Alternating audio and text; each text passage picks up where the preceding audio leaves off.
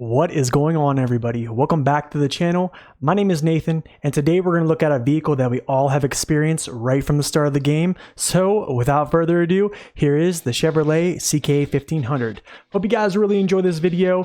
Please help support the channel by liking, subscribing, commenting, and please share the video as well. So let's get into this. Roll the tape.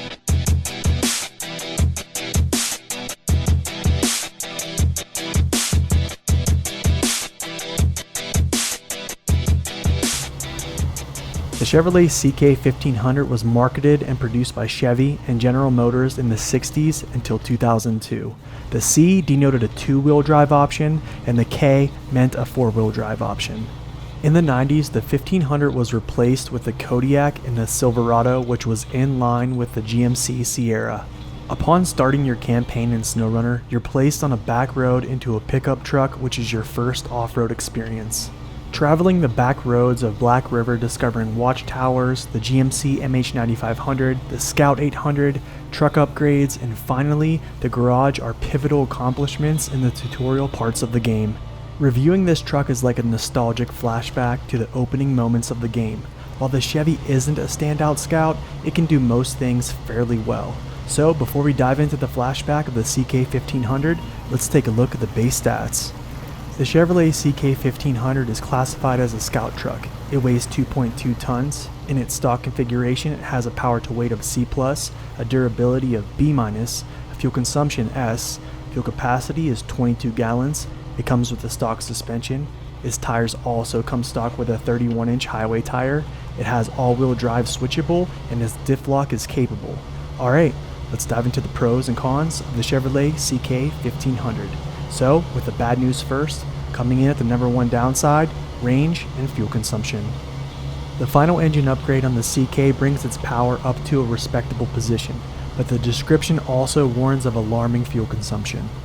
This is a downside because although that engine upgrade feels like a must, drivers are stuck with a Scout that doesn't have the greatest range. Scouts are normally known for having great fuel economy and range, but the CK1500 lacks in this department. Its 22-gallon fuel tank is average size and it can equip variants of supplies to increase its uptime. However, I would just tow a Scout fuel trailer just to be safe. Downside number 2, roof racks disrupt performance. While roof racks are a lifeline to vehicles in SnowRunner, they also negatively affect performance.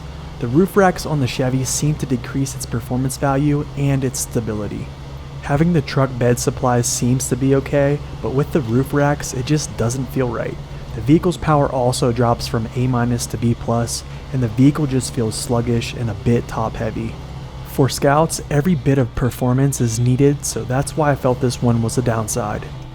Downside number 3, off-road performance during late game. For a while now, I've noticed that Scouts lack performance on later maps. While this downside is not exclusive to the CK1500, it needed to be addressed. Phase 1 really hammered Scouts to the point that they just couldn't do what they were intended to do. During Phase 3 there was a reprieve, but in Phase 4, Scouts just need an escort to complete tasks. There are only a few Scouts in the game that can handle those environments. The smaller Scouts, however, just have no chance. Hopefully the developers will make Scouts usable again in the future, but just plan on helping your Scouts with support vehicles. Downside number 4, weight and grip. The Chevy seems middle of the road when it comes to most things except weight and grip. It's one of the lighter Scout vehicles at 2.2 tons, and even though it can equip mud tires, its grip struggles due to that lack of weight. This is probably the biggest frustration for drivers because it makes it even harder to traverse those thick areas on later maps because of the weight and grip issues. Another thing I must mention is that because of its lightweight, when driving on back roads at high speeds, the vehicle seems hard to control. It almost feels like it slides around the road, and I believe this is a weight issue as well. It's frustrating because your attention seems solely focused on steering corrections to keep your vehicle in line with the road. So for this one, to mitigate this, I would just choose to slow down a little bit and help control the squirrely nature of the Chevy. Downside number 5, pulling cargo. Another downside that isn't exclusive to the Chevy is our number 5 downside. From testing Scouts in my self-imposed hardcore mode, I noticed most Scouts have trouble pulling cargo or trailers. Only a select few Scout vehicles handle pulling trailers without feeling encumbered. The Chevy and some other smaller Scouts can pull the fuel trailer, which is a must for range, but the performance change is noticeable. Pulling 2 slots of cargo with a smaller Scout truck isn't ideal, so I felt this should be addressed. A vehicle that will pull cargo and trailers with ease is the International Lodestar.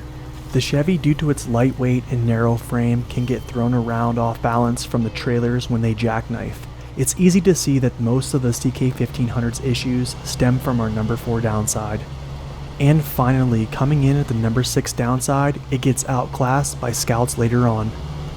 Being that the Chevy is the first vehicle we experience in the game, it's a given that drivers will find better options as they go. While there aren't many contenders in Michigan to take the CK1500's job, unless you plan on buying the Lodestar, it will get replaced. After the Michigan maps, a lot of capable Scouts get added to your garage, so being that maps get harder as we go, we tend to reach for vehicles that just can do a better job. Because of this, we find ourselves leaving the CK1500 behind, which was our training wheels when we first started the game. Okay, enough of the bad news, let's talk about the Chevy's good qualities. Here are the pros for the Chevrolet CK1500. Coming in at upside number 1, switchable all-wheel drive and diff lock. When plopping down into the Chevy after the opening scenes of the game, you notice some adjacent menus. After setting off, you take notice of an all-wheel drive switchable button. Instantly, drivers notice how effective this asset is. Although you must wait till Smithfield Dam to find the differential locking feature, the all-wheel drive is a tool that is a must for Scout vehicles in the game of SnowRunner. Later we'll talk more about why I love the switchable features, but let's elaborate a little bit on how to make the Chevy better. Upside number 2, upgrades very early.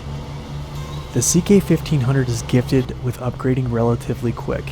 Its best upgrades are found on the first map of the game, which are the race suspension, the SnowRunner gearbox, and the final engine upgrade. The differential locking is found on the Smithfield Dam map, which is the next map in the game, but the Chevy can manage until then. In addition to acquiring discoverable upgrades, being that the Chevy is a Scout vehicle, it receives tire upgrades at a lower driver level. Without diving into it too much, this just means more capability sooner. I can't complain about that. Upside number 3, low and narrow profile. Our number 3 upside seems odd, but I have found it to be advantageous in areas. Taking roads seems safe most of the time, but when you're trying to take shortcuts, it helps to not snag on obstacles. I found during my self-imposed hardcore mode that the narrow body and low silhouette help me traverse through trees. Being small enough to squeeze through places and save time is always a good thing, so that's why I felt it was an upside. Upside number 4, somewhat stable. Even though the vehicle is somewhat narrow, as we have learned, it's not really a tippy truck, but it's not a solid stable truck either. I believe it's middle of the road or above average depending on driver ability. It can be forgiving in some ways, but with trailers, just be careful. The developers did a good job to give this vehicle balance, but not make it too easy, which helps one of my favorite upsides coming up next. Upside number 5, it's the first free truck, and it teaches you game mechanics. As we all know, yes, it is the first free vehicle in the game, and we all have had the what's next mindset, but I think the Chevy's purpose is strategically more than that.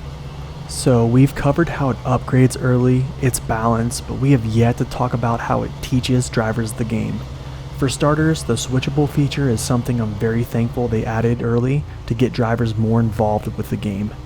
Just like in my other reviews, vehicles like this make you feel like you have more control other than just holding the gas trigger. Next, it teaches you things like fuel consumption and damage tolerances, which are definitely needed to learn. And lastly, it teaches us game mechanics, vehicle position, and overall gameplay. Upside number 6, snorkel and ground clearance.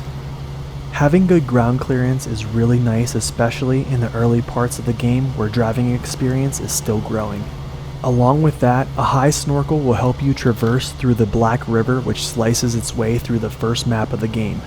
The added ground clearance while still being moderately stable is for sure an upside. And finally, coming in at the number 7 upside, tire options. To end our upsides, it's really good to see this vehicle get early upgrades in the tire department. It has 2 tire height upgrades after you attach the race suspension, and they can be mud tires with the appropriate driver level requirements. Unlike the Lodestar, the CK1500 can use mud tires, and I gotta say, they are needed for more traction. To wrap this up, by level 7 you can attach mud tires, opposed to the hauling class trucks that have to wait 5 to 7 more driver levels.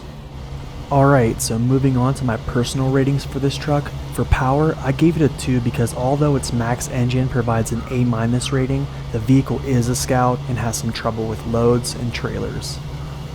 For terrain navigation, a rating of 1. It's clear to see that it doesn't have much grip, and that can slow drivers down on Scout missions greatly. Due to the Chevy being the first vehicle we have played, we all have survived it and it wasn't hard to use, so I think a 3 is fair. For aesthetics, I like the old Chevy look, so a 4 sounds about right. Stability is average, and I think the vehicle was made that way so drivers could progress without too much trouble in the balance department, so I think a rating of 3 is fine. Due to a below average economy and an average fuel tank size, the CK1500 struggles with range. Just make sure you pull a Scout fuel trailer with you when you go on Scout missions. Scouts really can't do much, but for what a normal Scout can do, I think a rating of 4 is good in the utility department. Due to being super light despite having mud tires, this vehicle doesn't have much grip at all, which merits a rating of 1. So in conclusion, the Chevrolet CK1500 is a truck we all have experienced. Whether you love it or hate it, you learn something from it, which I believe was the point of making it the first truck we experienced in the game. It struggles with grip, hauling, and range, but I would say it's middle of the road or below average when it comes to sheer performance. It was really fun reliving my early game experience when reviewing this truck. I do like this Chevy regardless of its flaws.